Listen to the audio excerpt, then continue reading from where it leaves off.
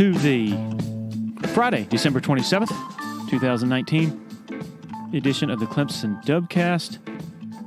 Day away from the massive Fiesta Bowl semifinal showdown between Clemson and Ohio State. Dabo Swinney and Ryan Day just wrapped up their final pre-game press conference, pre-game day press conference a little while ago. The hay is pretty much in the barn. Plenty of great coverage to date this week at TigerIllustrated.com. Hope you've enjoyed it.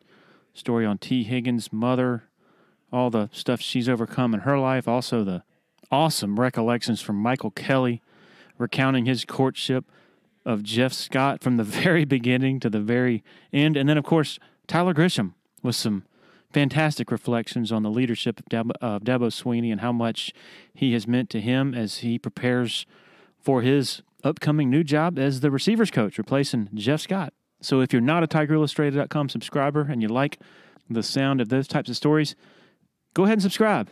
Still not too late to get a late Christmas gift, maybe a stocking stuffer, something like that. Our title sponsor of the Dubcast from way back in the beginning, August of 2018, Parham Smith & Archenhold Law Firm in downtown Greenville. Blake Smith, a good friend of mine, he's been representing plaintiffs in medical negligence and other personal injury cases for 22 years. Brooke Archenhold has been practicing for 17 years now. And Blake recently completed his 10th year as an adjunct pro bono professor at Clemson University, where he teaches sports law. Blake was also featured in a recent Consumer Reports heart surgery risk article. In other words, Blake and everybody else at Parham Smith & Archenhold know what the heck they're doing. Free consultations, 864-990-4581 or online at parhamlaw.com. Our newest podcast sponsor, been with us for a few months now, Blackacre Law Firm, sister law firm of Parham Smith & Archenhold in Greenville. Stuart James is a 1998 Clemson grad, big Clemson fan, just like the Parham Smith & Archenhold family. Blackacre gives you the representation you can depend on when you're on the home stretch, closing on your house, all those documents you're signing, all those technical aspects of it. The last thing you want is for something to go wrong at that point. Blackacre also provides services for wills, powers of attorney, durable, and healthcare. Don't put yourself and your family in a bad situation by not having these important documents. Call today for a consultation, 864-775-5400, or go to their website, blackacrelawfirm.com. That's BLACKACRE lawfirm.com. Oh, yeah, we'll just call this the Maddie podcast, talking to Matt Hayes, longtime college football writer, longtime admirer of Dabo Swinney and what he has constructed, and then Matt Connolly, Clemson beat writer for the State newspaper. All right, enjoy. Here we go.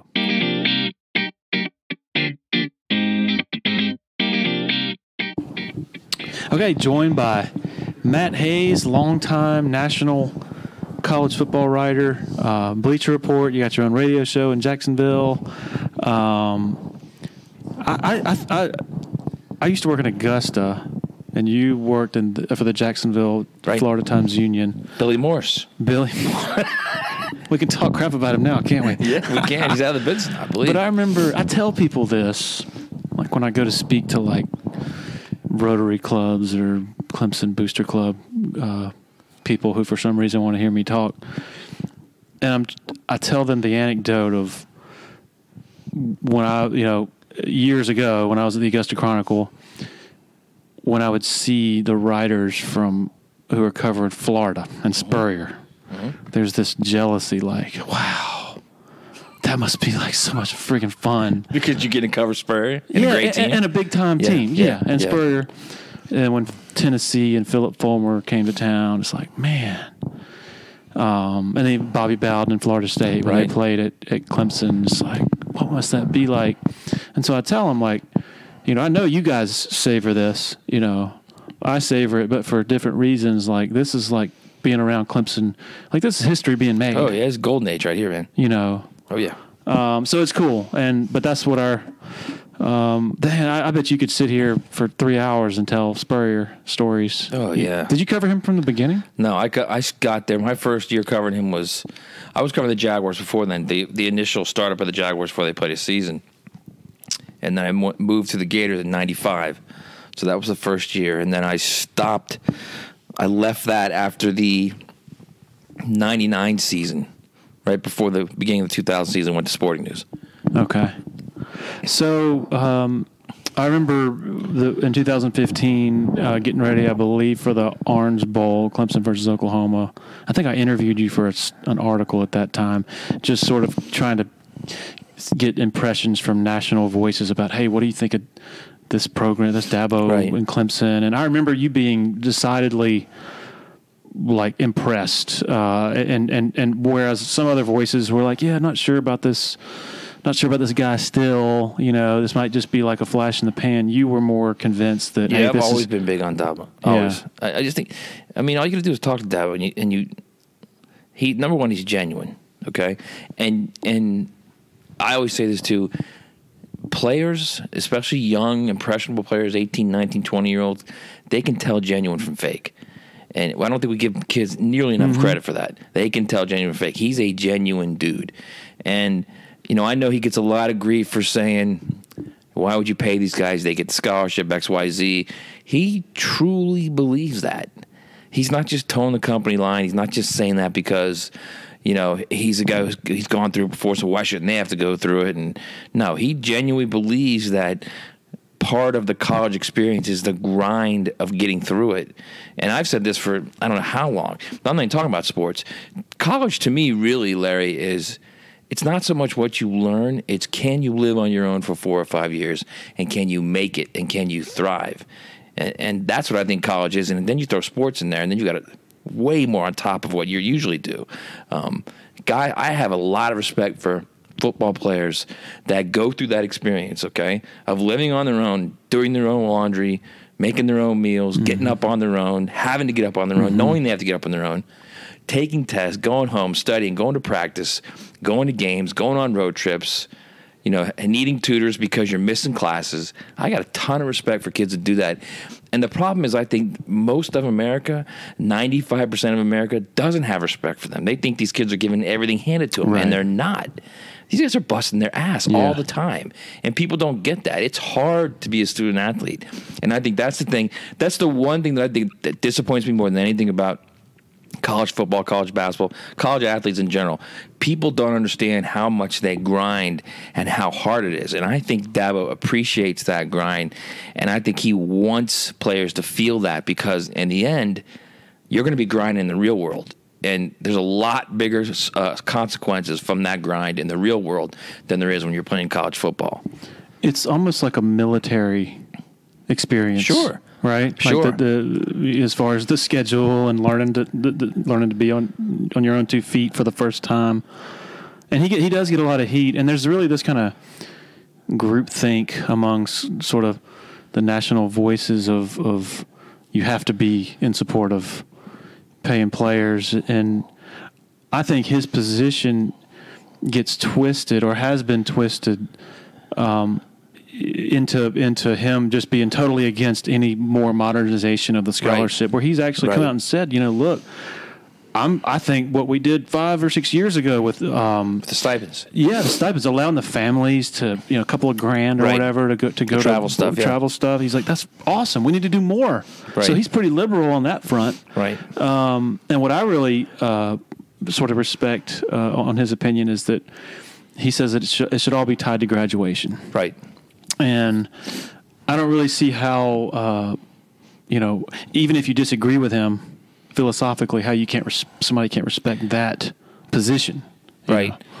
The disagreement's easy, but I think, like you said, his end line to the whole thing is he's trying to get them to the finish line of the college experience, which is getting your degree, being around your friends, your teammates, people who will matter to you for 10, 20, 30, 40 years down the road. He wants that experience to be unique to them. And I think people don't see that, or if they do see it, they think it as Pollyanna, but it's not. That's very, very real.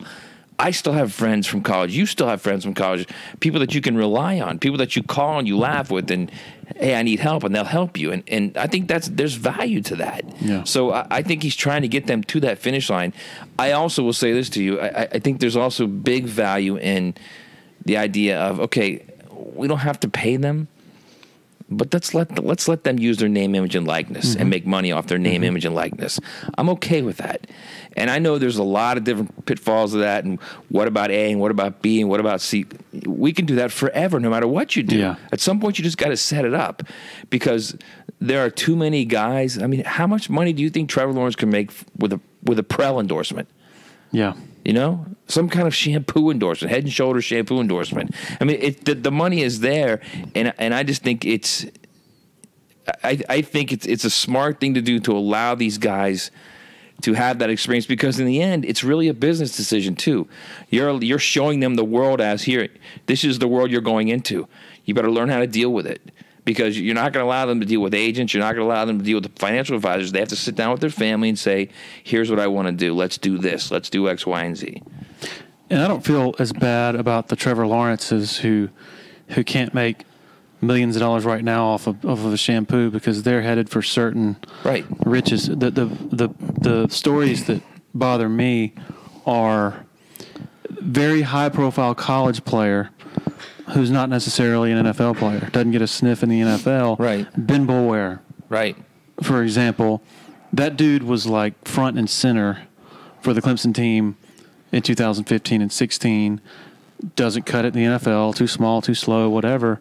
I mean, $100,000 or $200,000 nest egg, huge for him. Would have been started huge a business. Can we go to start a business? Yeah. And he actually did start a business. He's runs a fitness center in the Clemson area, and he had to solicit investors and all that. So anyway, Taj Boyd, another one. You know, I mean, that dude was a superstar. Right. And it just kind of, there's something doesn't feel right about those types of players not being able to have something more than the education. It's, I mean, Justin Ross, for example, his mother, he could be helping his mother right now. True. And there are 500 or 700 Justin Rosses in college football that can help single parents who need help, who are busting their tail, who have busted their tail to make sure their kid is on time to things, is going to practice, and he gets that scholarship. And they're still busting their tail. So I mean, yeah, I totally agree. There are things that can be used for that money can help families and individuals beyond just, okay, we're just giving them money to play. It's more than that. It's a lot more than that. All right. So when did it first sort of, as you're sort of watching Clemson a decade ago or 8 years ago, when did you start to say, man, this could be, start paying more attention to Dabo, and maybe the wheels start turning of, okay, this could be something really big? Probably after the West Virginia, the ugly West Virginia bowl loss. Really? Yeah. I think the way they responded to that. So the next season. Yeah. Yeah, the way they responded. I also think the first Oklahoma win was stout at quarterback. Mm-hmm. They played so well in that game. And that was a big game. And I remember thinking, yeah, this program's got staying power. This is real right here. And they kept building, and then as far as the way they've developed quarterbacks, and the way they've developed on offense, and the way they've changed, they haven't been stubborn in what they do. It's grown every year, every single year since Taj. When Morse left, it kept growing. Tony Elliott and Jeff Scott have done an unbelievable job. I can't wait to see where Tony Elliott goes, because I'm telling you right now, and I've said this about both of them, but specifically Tony, whoever gets Tony is going to get an unbelievable head coach. So I love the way they develop offensively and defensively. Venables has been there just once he got hired, once the change came, he's just been crushing it year after year. And he never, and it's never the same with them. They never get stale on that side of the ball. A lot of times you'll see in big programs, they'll get stale on either side of the ball because same coaches are there. Clemson isn't getting stale on either side of the ball. They're continuing to develop and do different things. I don't think everybody realizes where we're at with them, because they're so close to Alabama. It's almost like, well, I think Alabama's still the king. But yeah. But I think people are now starting to lose sight of the fact that if Clemson wins out here, that's 30 in a row. Okay, they've got a majority of that team is coming back next year. So then you're looking at, okay, you go 15-0 again, you're 2 games away from the record of 47 set by Oklahoma. So, again, that's very hard to do. It's going to be hard for them to beat Ohio State, number one. And it's very hard to win that national championship game again. And then it's going to be very hard to beat Pitt next year. And it's going to be hard to beat whoever next year. Because those are hard games, especially when you got the target on your back. And that's another thing that I think why this program is so strong now. Because games like that, they don't impact them. They just keep grinding. And they keep going week after week after week. This is a unique situation right now. I think if you're a Clemson fan, you should really embrace this because this is your golden age right now. So early in the season, maybe midway through the season, you wrote something about Alabama's defense foretelling what happened. Right. While most everybody else was enamored of their offense and was sort of glossing over some of those cracks that they were showing defensively. Right. You were like, look, they got big problems. They're sloppy, undisciplined, and of course all the injuries that forced them to play. I guess 4 freshmen. So now we're sitting here. Obviously, Nick Saban is facing one of his major reckonings. I think yeah, absolutely bigger than the Cam Newton absolutely hurry up, no huddle, absolutely tempo, RPO. Because Larry, all that took was, okay, I'll embrace that. Yeah. I'll embrace the speed game. I'll find an offensive coordinator that can embrace the speed game. Then I'm going to recruit a quarterback for that. This is different. Yeah. And he changed up some of his. They got smaller on defense. Yeah. You didn't have 240-pound safeties anymore. He played more corners. Right. In the secondary than offensively they started going quicker. Yeah. They started going when he was the guy who was saying it's going to be bad for the game. It's injuries and blah blah blah, and he changed everything. Yeah. He hired Kiffin. He started recruiting a quarterback that could do it. So he did it on that side of the ball. Now he's got to do it on the defensive side. Well, now he's going to have to change it because if he continues to run this offense, and this is the point I made, his offense is making his defense like a Big 12 defense. Yeah. Because they're scoring quickly. And his defense is on the field now constantly. And the teams in the SEC now are better offensively. So you're getting extended drives. And I don't care who it is. I don't care who they're playing. Teams are starting to learn how to control the ball now. Ole Miss is a perfect example. Ole Miss won, 5 games this year? But I think John Rice Plumlee and Ole Miss, they ran for over 300 yards on Alabama. Mm-hmm. 300 yards. And again, I know Alabama had 3 or 4 freshmen starting that game, but that's an Alabama defense that there hasn't been much of a drop-off, much of a slip over the years with Saban.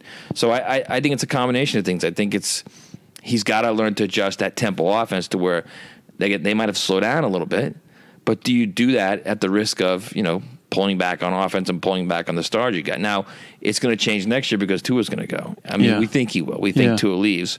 Then you've got Mac Jones and you've got Talia Tagovailoa, and we don't know. They're certainly not at that level as Tua. So maybe they do pull back a little bit. But, the question is... Bryce Young, though. Right. He seems like the real deal. Right. But a freshman. Yeah. So I think is this thing a 1-year thing, where they will assume where they were and it'll go back to normal, or is this now a trend? I think that's the key thing he's facing right now. But it's significant because it's his defense. The defense has never been a question for him in Alabama. It's always been his stalwart area. And now it's the defense. So it's going to be interesting to see how they adjust. And his last 2 years of defensive coordinators, he had Tosh Lapoy and Pete Golding. Mm-hmm. And those guys just aren't cutting it. And he's got to get a legit defensive coordinator now. He can't spend multiple years giving up 40-plus points a game on a regular basis. No, that'll make him crazy. It's not who he is. He's not wired like that. That will literally make him crazy. So, it's not like Clemson's going to get any worse on offense. No. LSU, if they can get a good quarterback to, after Burrow. Which is another great off-season question, because I think LSU is going to go after Jake Bentley. I think LSU is going to go after... Bentley's, I think Utah is where... He's already agreed to transfer there? I'm almost positive, yeah. Oh, I didn't know that. Yeah. Wow, that's a nice... Wow, I think all the way that's out official. there to Utah? Yeah. That's strange to me. Yeah. That's really strange. Well, they're going to be in the market for a transfer quarterback. Could be Derek King from Houston. Could even be Felipe Franks. Yeah. Who's also looking at Kansas for some reason. But LSU, you're right, though. I mean, they're going to have to deal with LSU with another quarterback. They're going to have to deal with LSU. The idea of LSU is a team that can now recruit at their level, get the players in there, and not have these players that believe they can beat them. So it's starting to turn now. I mean, clearly Kirby has Georgia at a level where they're recruiting at the same level of Alabama. They have the same type of players. You know, and Mullen's only going to do good at Florida. He's got all Mullen has to do right now at this point is to get that little group of 5-star guys, those elite guys that can change a good team to a great team, which is really what Dabo did, if you think about it. Yeah. What's your sort of feel for this semifinal game coming up Saturday night? I think it's I was saying this earlier this week on my radio show when I went to Clemson last week for the Bowl Media Day, and it reminded me of the championship game. When teams win championships, they're on the stage and the confetti's coming down, and you look on the stage and there's just grown men there, man. They're big dudes, and you can tell there's the difference between a championship team, and a team that's 9-4. There's a difference. Physically, there is a difference. There's no doubt about it. And those Clemson guys started walking through, and I was thinking, man, those are big dudes, and they didn't have their pads on. They were just going conditioning. Ohio State, when they walked in the room today, I was like, big dudes. Big dudes, man. I think this might be the best semifinal game that we've had, which is, it's rare. Usually these semifinal games are not that good. So I think this will be a really, really good semifinal game, and that could lead to just a phenomenal championship game. Justin Fields' knee, that seems like a big deal to me. Is it a big deal to you? It is. I think it's an issue. I think the bigger issue is how does Justin Fields react when he realizes Brent Venables is going to find a way to keep him from extending plays. In other words, what's he going to do when he has to stand in the pocket and go through progressions and make a throw on 3rd and 9? That's going to be a problem because he hasn't really done that yet. I think he played a little better against Michigan in that area. He played a little better against Wisconsin in that area. But those are number one. Those aren't defenses like Clemson's. Clemson's defense, number one. And number two, you can't have multiple 3-and-outs against Clemson. You just can't. Right. Because then you're chasing points. Yeah. So I don't know. It's I think even healthy, it's going to be it's a tough game for Fields because I'll tell you what, he reminds me of JT Barrett, very similar in that it's right now he's at the point in his career where it's a catch and run. They're doing like a slant or a cross, and they got really good receivers. You catch and you go. Or it's a 50-50 ball. And he throws a nice deep ball. He really does. And the receivers can go get it. If they're going to make plays in the passing game, it's going to be with those 50-50 balls and the catch and runs. It's not going to be these deep digs, or these complicated crossing routes. It's going to be, or the deep crossing routes. It's going to be something where it's catch and run, or hey, it's a fly and you're throwing it up and see if you can get it. Big supporter of the Clemson Dubcast is Harris Flooring America. Based in Anderson, South Carolina, Harris Flooring has been instrumental in a lot of the facilities transformation you've seen on Clemson's campus lately. From the Allen Reeves Center to the McFadden Building to Memorial Stadium to the Neary Center. Family owned and operated since 1947. The owner, Scott Junkins, big Clemson guy. Harris Flooring is just as good inside the home and the residential realm as they are with the larger scale commercial stuff. Give them a call, 864-642-6183 or online at flooringamerica-anderson.com. If you run a business that conducts credit card transactions with customers, you got to learn about Tandem Payment. Credit Card Processing Company has offices throughout the Southeast, but the one in Greenville in the upstate, headed up by a 2005 Clemson grad. Tandem's technology allows business owners to offset their credit card processing costs by applying a small customer service charge to each sale they make. Tandem has an A-plus rating with the Better Business Bureau and was awarded the Better Business Integrity Award in 2013. Check them out at tandempayment.com. I sort of compare this to Venables last year against Tua. Going into that game,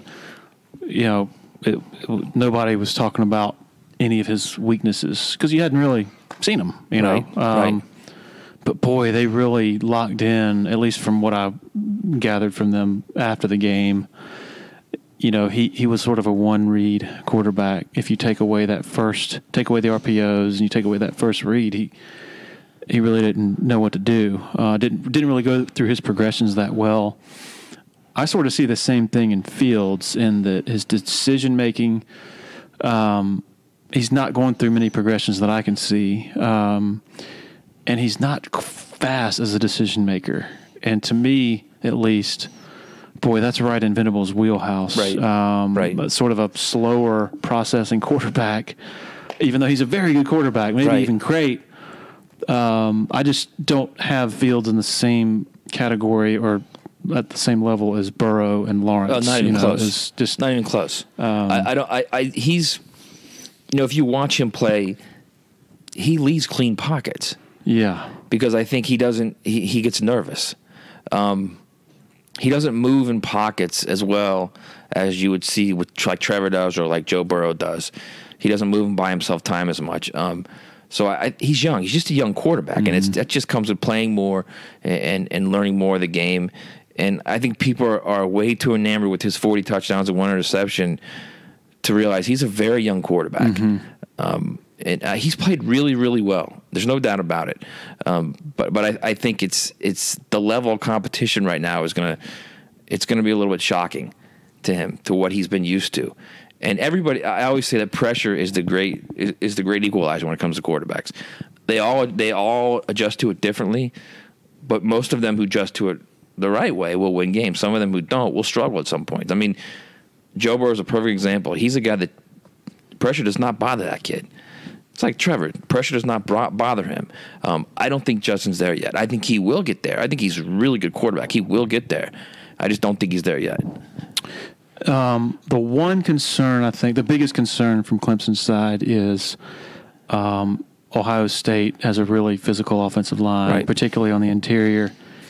If they're able to push Clemson around, which would not be a shock because Clemson's defensive line, a good defensive line, not what its predecessors were yet, at least. Right. They're kind of smallish.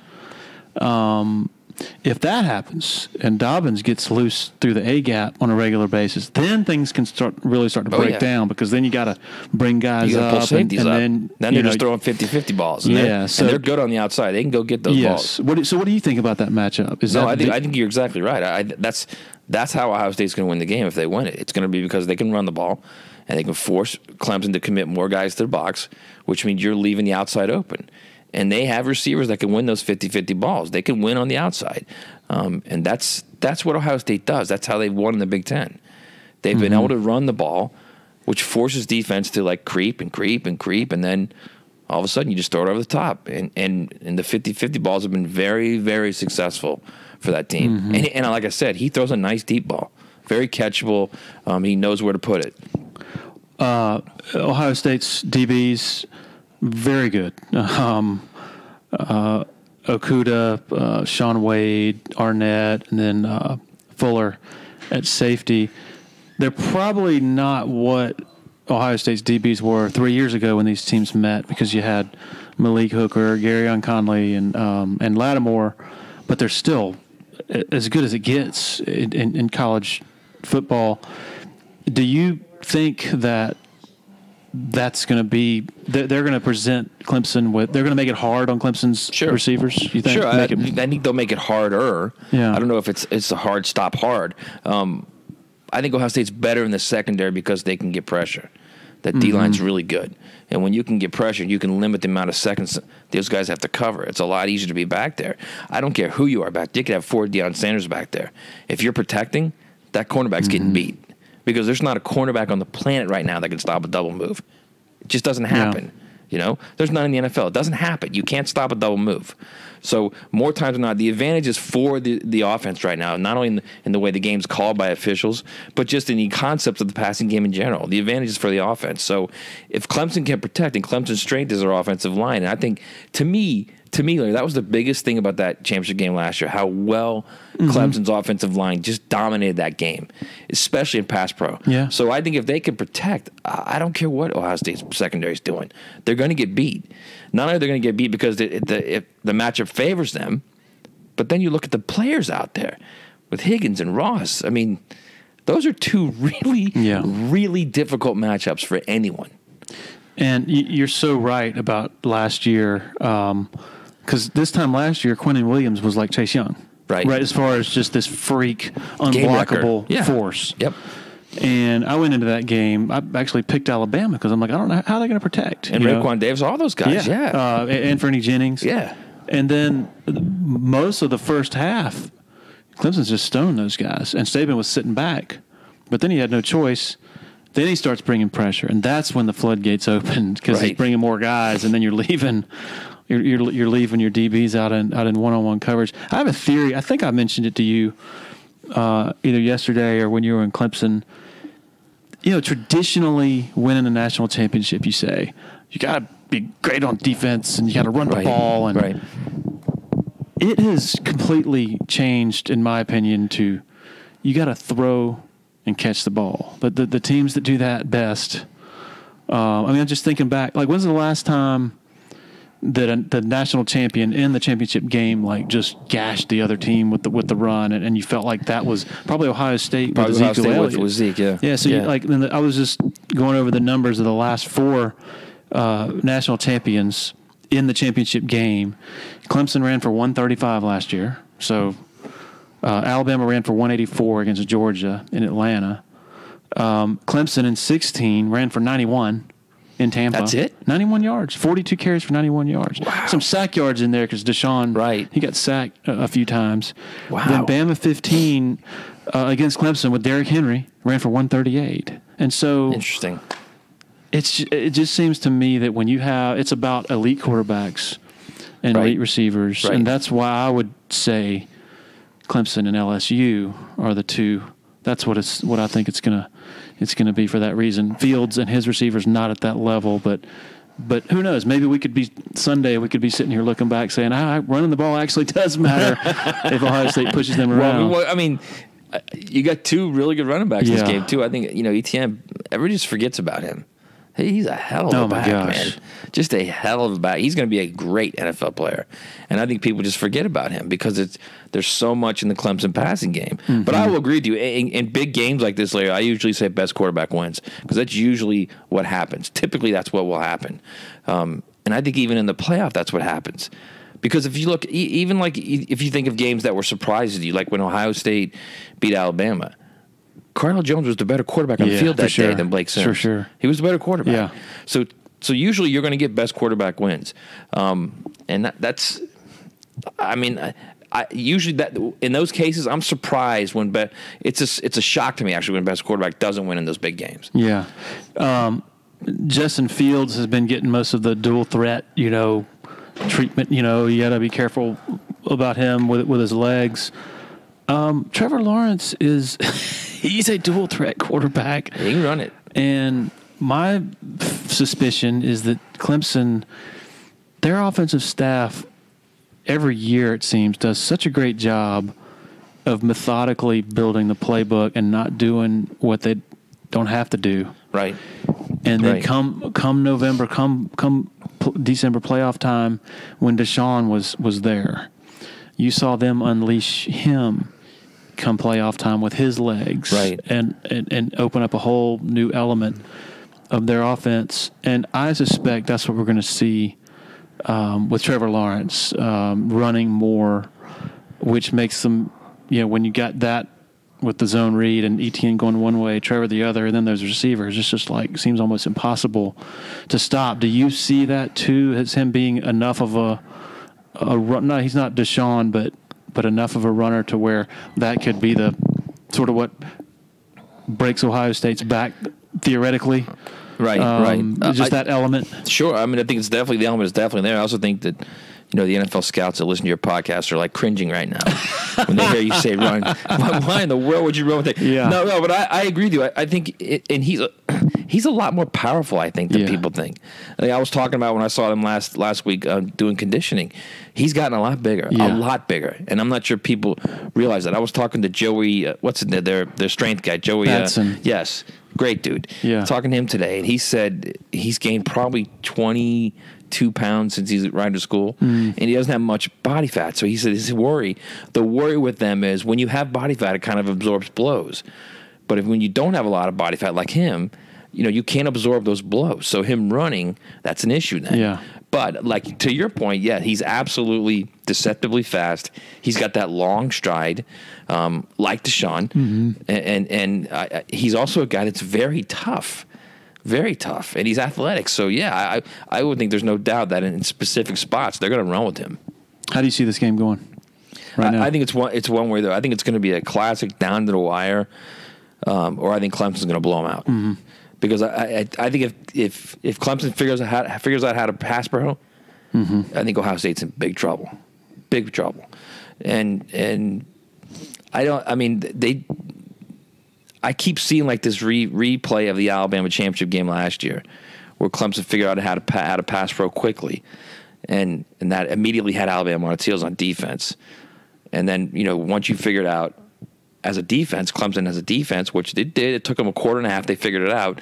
Then the game starts to separate.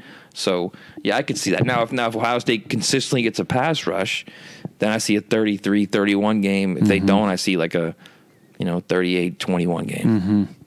I'm assuming you like LSU big over Oklahoma? I do, but it's this is the one hesitation I have there, Larry, is LSU's never been in this spot. They've never played in this game. They've never played in a playoff. They're new to everything. And you can say, that's great. It's great they're new to everything because, they got blinders on. They're just going and playing their game, which is good. But it's different when you get to this point. Burrow's played so well this year.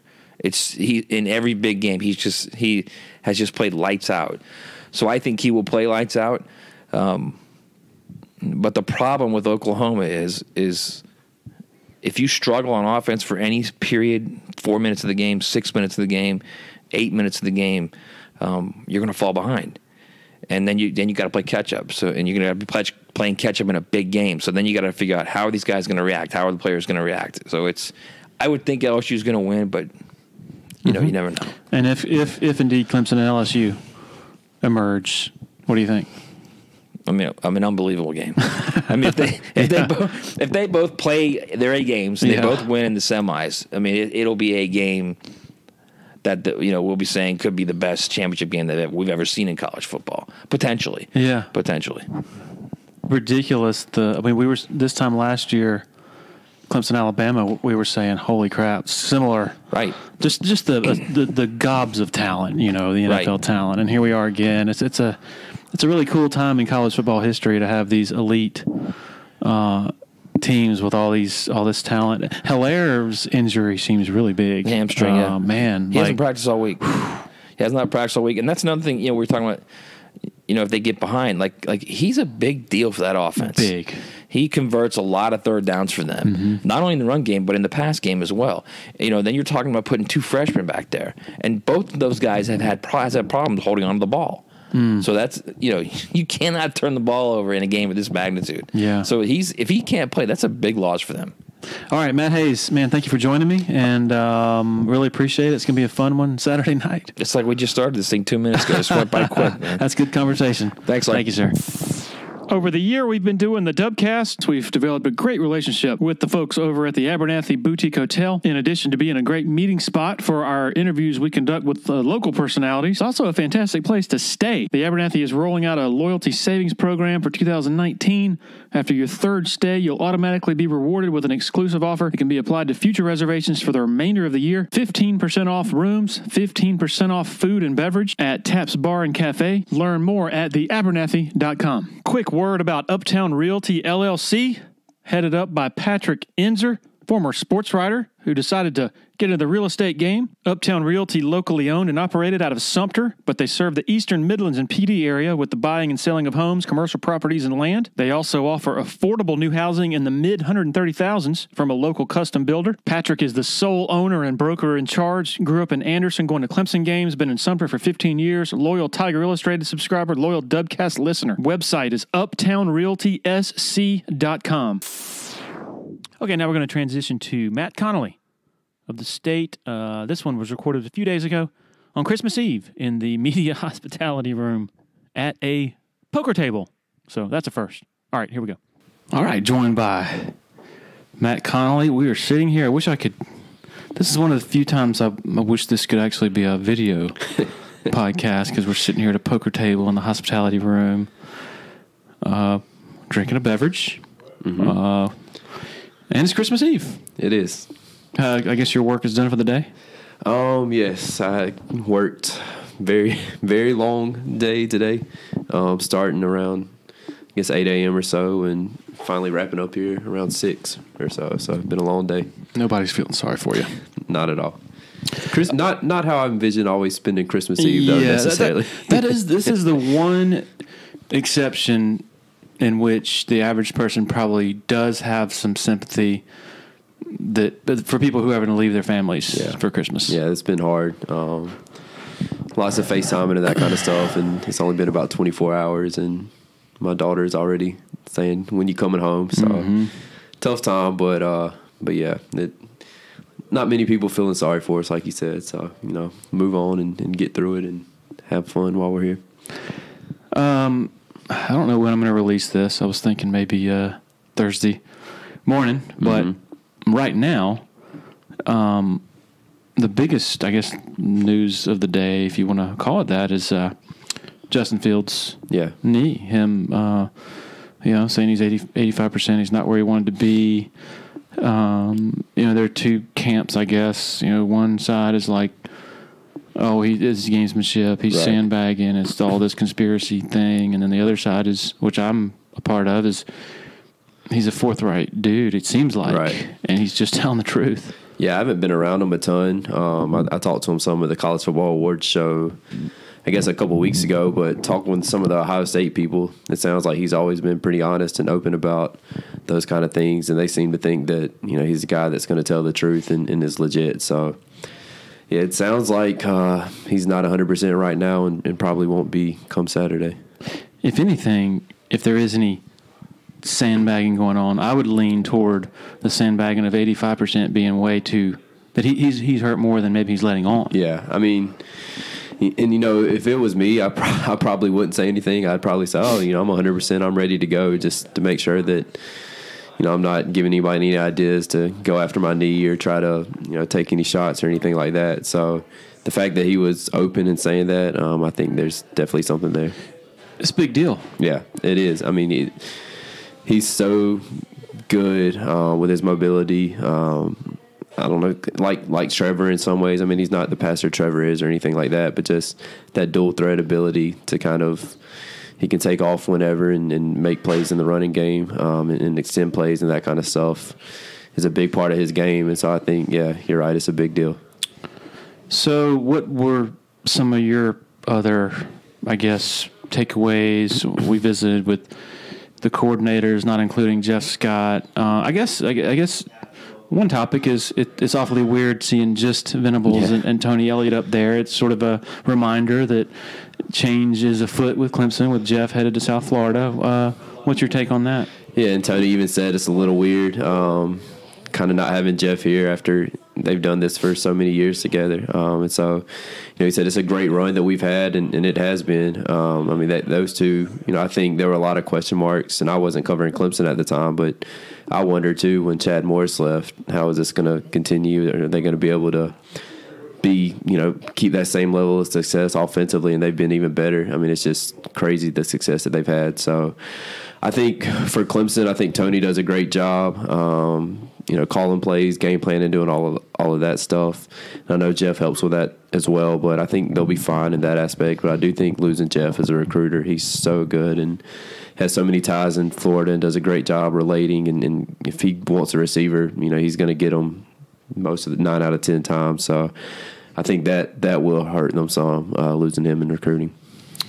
How much have you sort of studied Ohio State, and what's your general sort of, when you came out here to the desert, what's your feeling on the game just overall? Yeah, I've studied them some. I really think it's going to be a shootout. Maybe Fields' knee changes that a little bit, but I really think that these two offenses are good enough that they're going to be able to make plays against the other defense. You look at what Clemson's done this year, and they've been great, and they lead the nation in scoring defense. But when you look at their sacks and tackles for loss, more than half are by the linebackers and safeties this year, by the back seven, and they're doing a lot of blitzing, a lot of putting guys on islands and making those guys make tackles in open space, and no one's really been able to expose that yet. Virginia did maybe a little bit for a couple drives early on, but I think Ohio State has the playmakers to where they're going to make those guys tackle in space, and they're going to be able to maybe exploit some things defensively that no one else has done. Now, with that said, Brent Venables is the best defense coordinator in the country, and he'll have a plan, and who knows, it could be a 14-10, 14-13 game, but just looking at him, in my opinion, I see a pretty high-scoring game. On one hand, it's impossible not to think back 3 years ago. Right. And what happened in that game. On the other, it's kind of stupid to really think a whole lot about that game because a completely different cast of characters to a large degree on both sides. But let's just go ahead and establish, this is the Brent Venables defense, even though it's not the defensive line of 16 vintage. We don't think. Yeah. There's a lot of young guys. It could be. Yeah, eventually. Could have Xavier Thomas break out in this game, just like Cleveland Farrell came out of nowhere, sort of, in that one.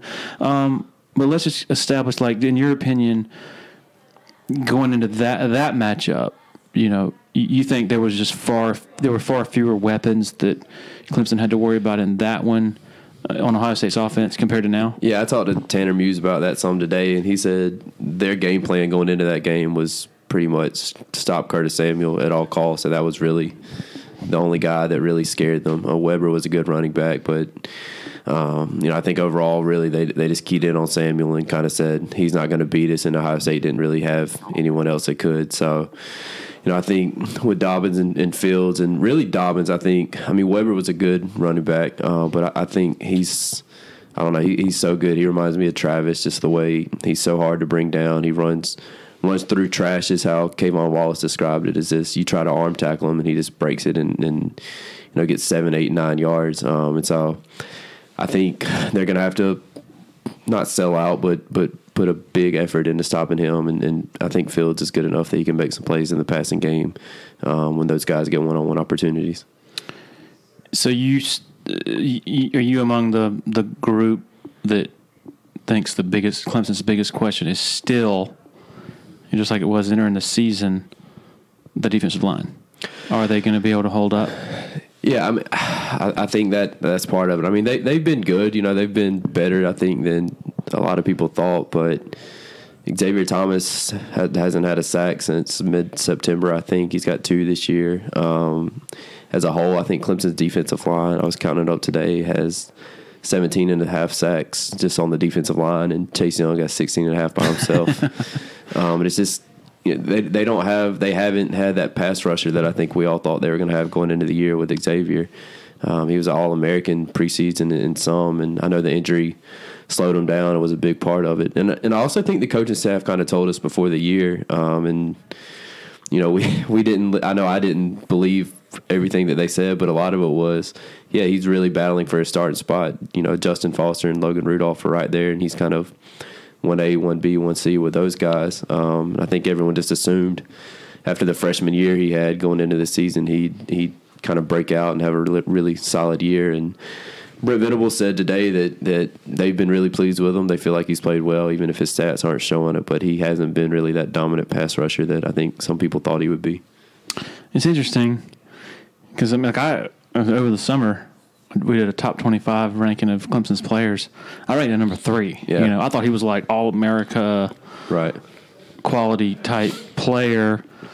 But you're right. Back in August, it was like, wait a minute, what's he doing on the third string? And is he in the doghouse? And he had a weird summer where he got his car stolen, and I think he missed some meetings or something. And they were trying to send a message, and my interpretation was, he's going to be fine. They're just trying to make him take it seriously. I do think it's interesting that Venables is so complimentary of him, given that he's been relatively ordinary. He hasn't had those big splash plays, and I wonder, is it just Venables trying to get his confidence up, or whether maybe he has been that good? The concussion set him back, obviously.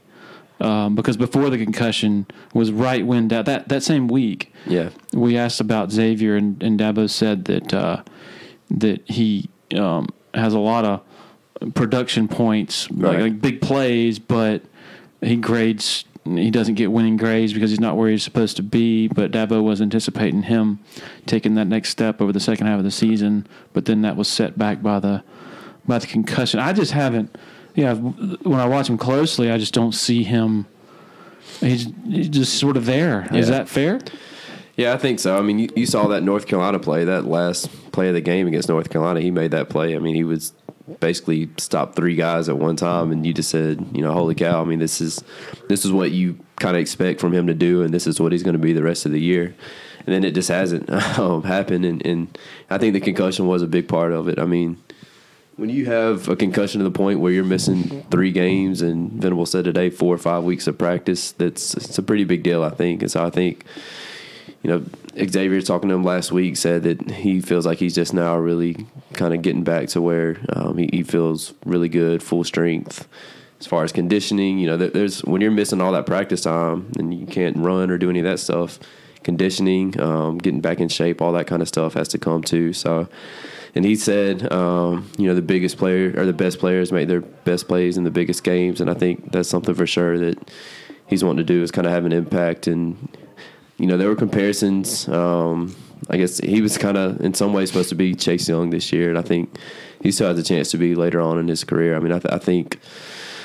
Venables, I keep mentioning the conversation we had today, but he just kept praising him and saying, really, I think like next year people are really going to see an incredible player. So we'll see how it all unfolds. Well, Dabo has compared this year for Thomas to Isaiah Simmons as a redshirt freshman, I believe. So that would have been 17. Yeah.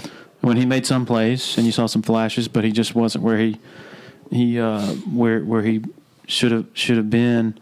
So I guess one way the game 3 years ago would apply theoretically is under the theory of Clemson fans and maybe others, probably others, saying, Ohio State doesn't face the speed in the Big Ten that they are going to in this game, and they did 3 years ago. And this is just yet another example of sort of that coming to the surface. Do you buy into any of that when you watch the rest of the Big Ten? Well, I watch Purdue a lot, so not a great year for the Boilermakers. But yeah, I mean, I do think this is far and away, and it's not even close, the best offense that Ohio State's seen. And I think, I really think Clemson is going to score on anyone the way they're playing right now. I mean, I think they're going to put up 30 plus on anyone. It doesn't matter who it is. When you look at those receivers that they have and kind of the way they've game planned lately to get T and Justin more involved and find ways to get those guys in matchups. I know it'll be interesting to see how Ohio State tries to cover those receivers. I know Kuda's a beast and a top 10 probably pick, but I think T will still win his fair share of those. I think Trevor, talking with him today, I think he said that those other Heisman finalists certainly deserve to be there, but he's the only quarterback in the playoff that wasn't at the Heisman ceremony, and I think there's a little bit of him that's kind of quietly thinking, all right, watch this, watch what I'm about to do here in the playoff. And you look at what he did last year in the playoff, he was just incredible, nearly 700 yards in 2 games and 6 touchdowns. And I remember thinking last year, going into that Cotton Bowl, man, this is 100,000 people, the stadium's huge. He's a true freshman. How is he going to react under the lights and this pressure? And he was the same thing he's done his whole career. He was flawless. So I think his ability, the ability of those receivers, and we haven't even mentioned Travis Etienne yet. I think Clemson's and I've talked with some Ohio State people, media members here. I think they think that they're going to have some success slowing down Clemson's offense, but I just have a hard time seeing it. I have this theory that I'm still sort of working out. I'm going to write about it, I guess, later this week. The old standard rule, I guess, for national championship winner is the traditional. You got to play great defense and you got to run the ball. Right. But man, if you think back to what has won national championships, I think you have to go back to 2014 to Ezekiel Elliott to where a powerful running game you could actually say that that okay, yeah, you got to run the ball, and they ran it for whatever on Alabama and Oregon, just a smash mouth running game, and that's what delivered a title.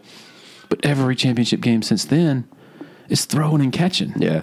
Like even in Clemson's 2 national championship wins, do you think back to either of those games and say, boy, Wayne Gallman really just controlled the game with him, or even last year with Travis Etienne, even though he had some he had some yards, but it wasn't. You think back to the throwing and catching. And those catches Justin Ross made, there were 2 catches in that game against Alabama where I think I and several people in the press box just said, oh, my, like, how in the world did he catch that?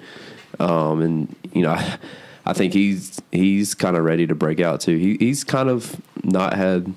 I mean, he's been good. He's been really good, but he hasn't maybe had the year that I thought that he would. I thought he'd be right there with T in terms of yards, and he's a little behind him in yards and touchdowns. And so I think he's kind of like Trevor in that he enjoys the bright lights and the big stage and kind of having an opportunity to say, hey, watch this. So I think he's another guy that, particularly with the success T's had lately, and maybe defense is paying a little more attention to him, that he's a guy that might explode again.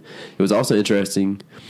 I think it was Trevor today said they've got a ton of plays still that they haven't used all year, and that he said, we've been saving stuff. We practice them all the time. We do all these things, but we haven't used them yet. So I think that'll be interesting too, to see kind of what exactly they unfold. It is interesting because while on one hand Clemson is on the topic of schedule strength, Clemson is being dinged, left and right. The most common, takeaway on that topic is they hadn't played anybody, but another way to look at it is they haven't been forced to show a whole heck of a lot offensively. And you think back to that Alabama, or both Notre Dame and Alabama games last year, they did a lot of new stuff, taking the tight end off the field, putting Justin Ross and T. Higgins on the field together and on the same side of the field, matching them up with safeties. You certainly anticipate quite a bit of new stuff, I guess. You could say. Well, even Jeff, after the South Carolina game, I think it was talking about this is when we kind of start unloading some of our stuff that we've had stashed away. And it's interesting how you balance that, right, when you're playing, not that they played many close games, but when you play the North Carolina game, how much are you thinking going into that game, all right, are we having this stuff in the playbook just in case we need it? I just wonder how hard it is to kind of balance, okay, we know we're going to win this game, so we're going to save our good stuff with, we can't afford a loss, we can't afford to slip up with our schedule. So how do you kind of do that? I think it's kind of fascinating to try to balance that, but I think certainly they've got some things saved up.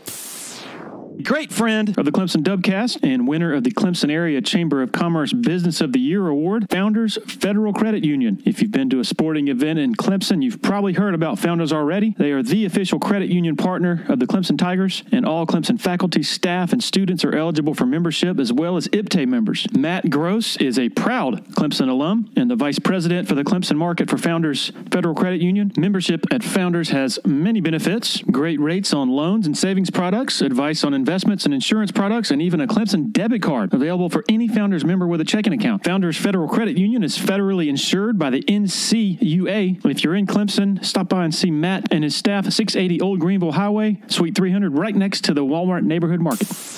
This secondary for Ohio State is outstanding. Mean, Okuda, top 5 pick, been forecast. Sean Wade, another likely possible first-round draft pick, I guess. And then Damon Arnett, I really like him. He's just kind of a dog. But then again, you think back 3 years ago, and Ohio State had a hell of a secondary in Gary and Connolly and Lattimore and Malik Hooker.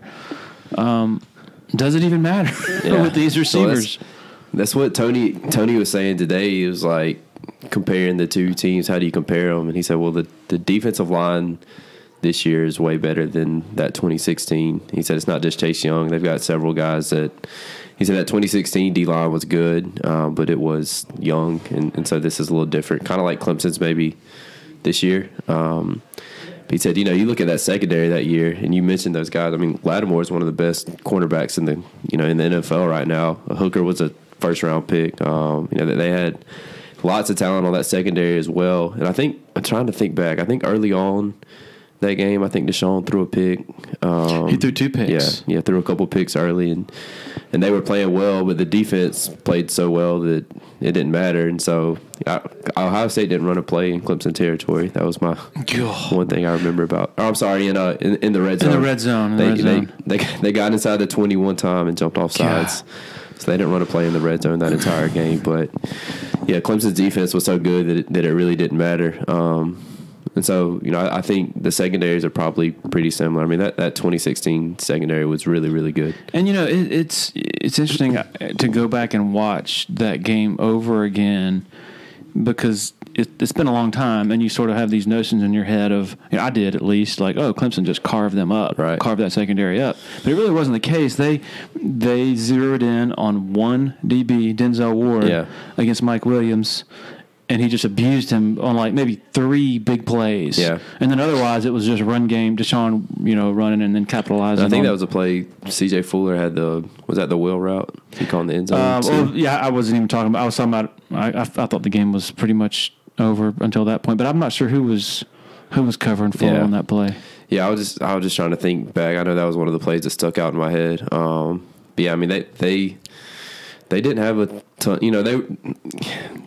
they made some plays against that Ohio State secondary, but yeah, I mean, it wasn't like last year against Alabama or last year against Notre Dame where they were just moving the ball up and down the field. It was certainly they had to work for some things a few years ago. I thought it was interesting. Elliott said he raised my eyebrows when he said this Ohio State defense reminds me a lot of the 2016 Alabama defense. Mm-hmm.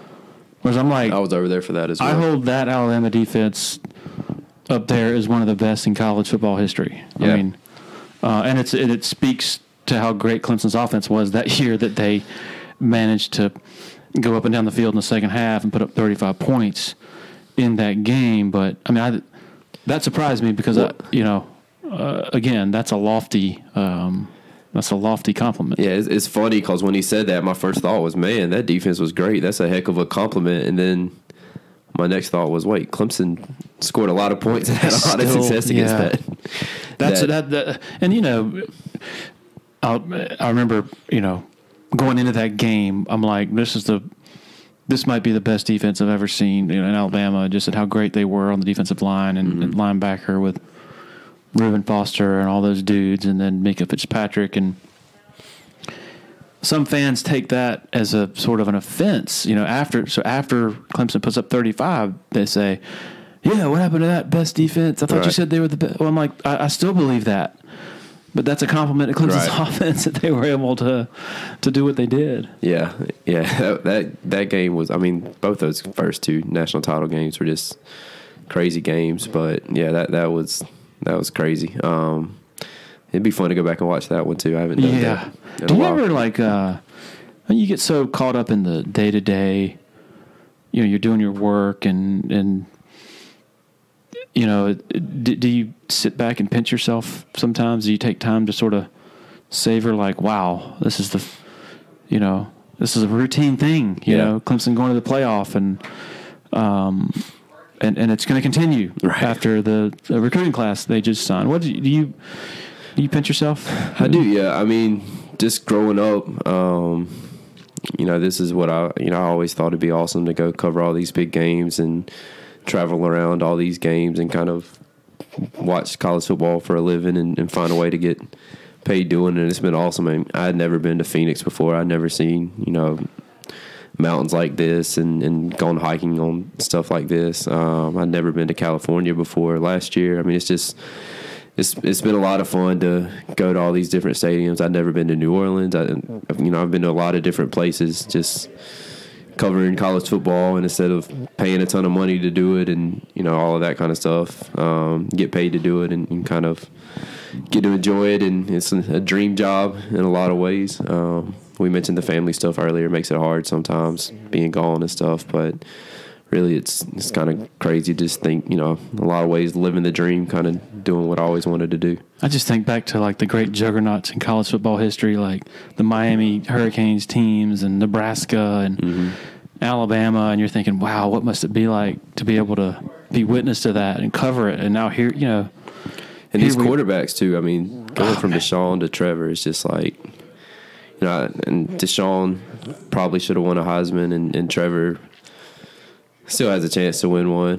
But I think, you'll look back 10, 20 years from now, and they'll be two of the best college quarterbacks of this, generation for sure. So, and Deshaun's obviously having a lot of success in the NFL, and Trevor will be the same, and it's kind of cool. Just, we go about it and do our job and everything and don't think anything of it, but, talking to friends and everything, being like, oh, man, that's so cool, getting to interview these guys, getting to know these guys. It's a lot of fun. And then this playoff this year, these three teams, I'm not including Oklahoma, Yeah. I'm sorry, but I'm with you.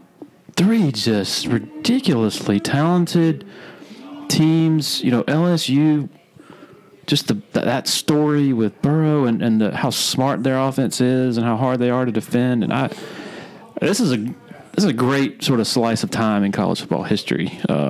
That's my people. Fans get caught up in the who's better and who's slighted and who's disrespected and all this, but you got to sit back and smell the roses, as Dabo said to his team before the ACC championship game. Yeah, I can't wait for the playoff this year. I think that national championship game with LSU and Burrow playing in New Orleans and the environment that's going to be in that crowd and everything, whether it's Ohio State or Clemson or whoever, I think is going to be just incredible. I can't wait for the national championship. How does Clemson account for Chase Young, assuming that Jackson Carman and Tremaine Ancham can't do it on their own? Yeah, I thought you asked a good question today about having Luke Price in there blocking. I mean, I think, that's probably an option is having him in there helping some. Travis chipping, I think, is something he said he's going to have to do. You got to do something because when you turn on the tape and watch him, it's insane. I mean, he's so quick off the ball. I know Tony compared him to Clowney today, and that's really what he reminds you of is Clowney his sophomore year when he was unblockable and had 4 sacks or whatever it was against Clemson and just dominated Georgia. He was so good that year, and he really reminds me. Chase Young reminds me of Clowney from that year. He's so quick, you can't block him one-on-one. And when you saw the Wisconsin game earlier this year, he just owned the line of scrimmage, owned that game, and really turned the game. It was the reason why that got out of hand. The last few weeks, Wisconsin and Michigan have been able to neutralize them some, and they've done it by double and triple teaming them. And I think sometimes you just have to swallow your pride and say, all right, we'll block them with 2 or 3 guys. The hard thing with that is Tony said today that line is deep, and there's a lot of guys. He mentioned 5, 6, 7 guys that can make plays if you focus on Young too much. So it's hard, but if it was me, I'd still be focusing on Young and just saying we'll use however many guys we have to. I don't know if you watched the Big Ten championship, but Wisconsin really they kind of neutralized him schematically.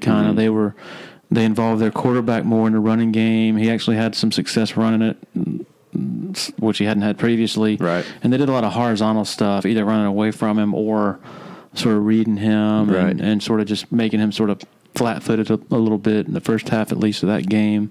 So I would imagine Clemson has plenty of similar bells and whistles in its arsenal, and maybe you read him, although I don't know if you can because he can play both the give at the same time. And the keep.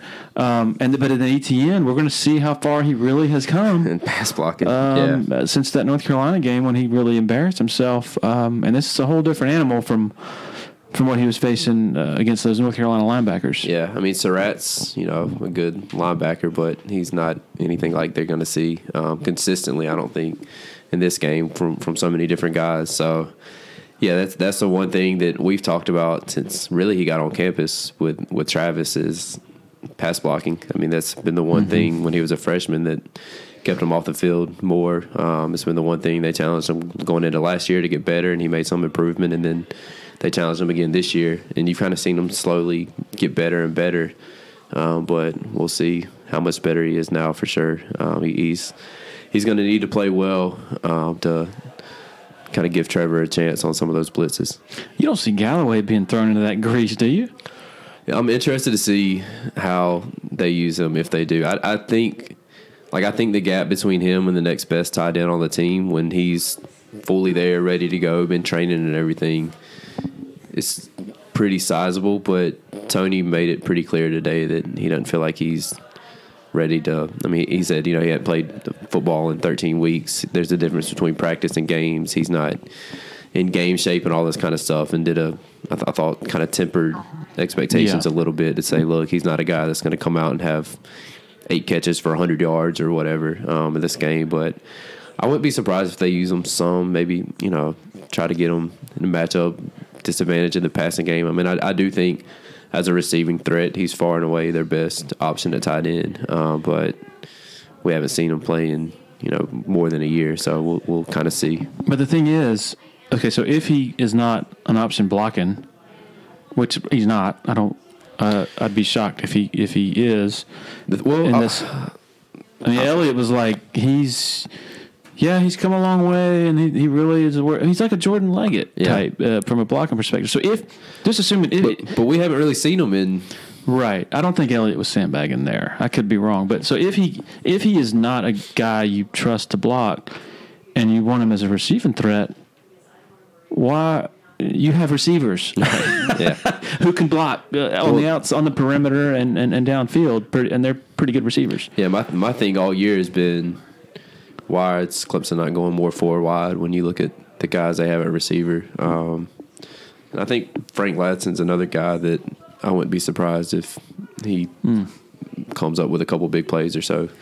Talking with Travis, I asked Travis if he and Isaiah were ever going to have their final race off and who's maybe the next guy, fastest guy on the team. And he said Latson's probably right there with him, and when those two leave, he'll be the fastest guy on the team, which I thought was pretty high praise when you look at some of the skill players Clemson has. So he's made some pretty big catches this year. I mean, he's made some tough grabs, and I wouldn't be surprised if maybe they throw him in a little more in this game. My guess is you'll see Galloway on like some goal line, short yardage type stuff where you have 2 tight ends and you leak him out. Yeah. Fake block, whatever. Leak him out in the back and you throw it over the top or something like that. Yeah, I think that's more likely than him playing 60 snaps and being a savior. 50 snaps, whatever. They already have plenty of saviors. Yeah, they don't need a savior right now. So do you think Clemson's defensive line is going to hold up against the between the tackles running game, which is what I think the biggest you have to.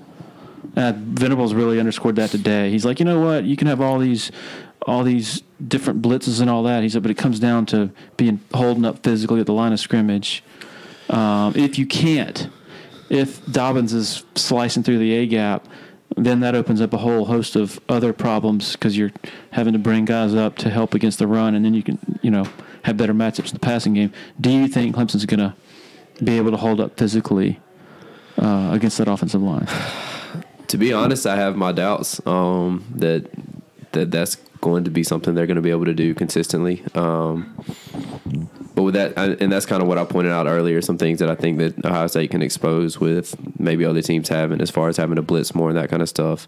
I will say, though, Venables is, I mean, you just never know. Like, he's so good, and when he has this kind of time, he's so good at game planning. It was fascinating listening to Kevin Wilson today talk about, you turn on the tape and he said you're sitting there watching and you're thinking, oh, God, they're not even lined up. This is going to be a huge play for the other team. They're kind of scrambling, trying to get ready, and you're watching film. They snap the ball and it's a loss of 2. Or the next play looks like the same thing, and they get a sack and the guy runs free. And he says it's just organized chaos. So you never know where a blitz is coming from. You never know what to expect on any given play. He said he's just got an incredible mind, and he's so good at kind of figuring out different ways to attack you, and so I learned a long time ago not to doubt Brent Venables, but I think it's going to be tough. Hey, last year against Alabama, we had the same talk. I don't care how good the defensive line was, his scheme in that game.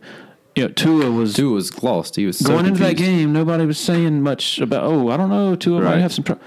And he was a basket case. They took away his first read, and they exposed his struggles going through his progressions. And I think it's highly plausible that maybe Fields has some I don't want to say weaknesses, but things that haven't been exposed to this point to the same degree that Tua's issues have not been exposed going into that game. And so that first pick in that game, AJ's pick 6, he was confused on that play. One of his picks later in the game, he threw into triple coverage. I mean, it was like an arm punt, and you didn't see that from him all year. And all of a sudden, he thinks they're in man, and they're playing zone. Right. He's spooked, doesn't even know. And so I wouldn't be surprised at all if Fields has some of those moments on Saturday. It'll be interesting to see how all that works out. Sounds like you're with me. Ohio State's probably going to score some points, but it's hard to bet against number 16 and those receivers. Yeah, I think, I think it'll be a shootout, but I do think Clemson wins. A pretty high scoring game would be my guess. Especially talking to Trevor today, I don't know. I just got the sense that he's kind of edgy. Yeah, but not like in a jerky sort of. Right. You have to read between the lines of what he's saying.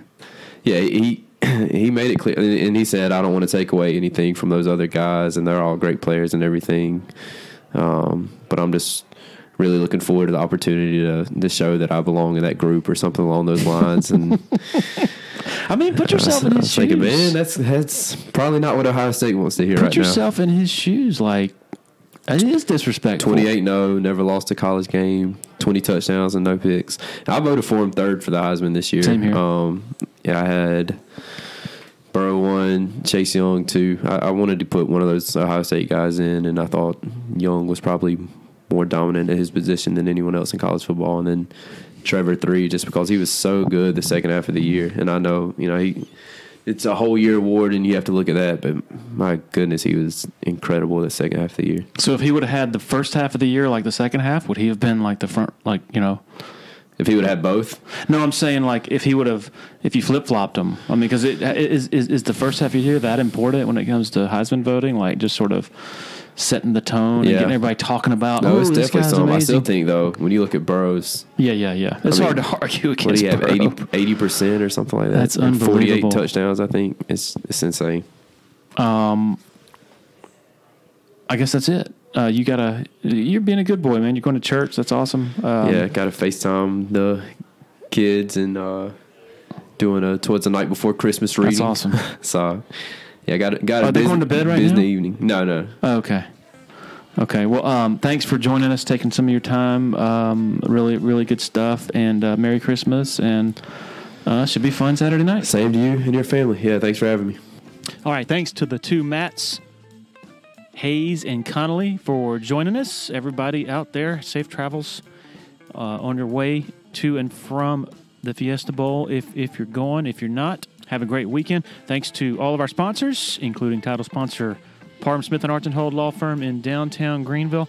Most of all, thanks to all of you for making this a part of your listening routine. Cheers.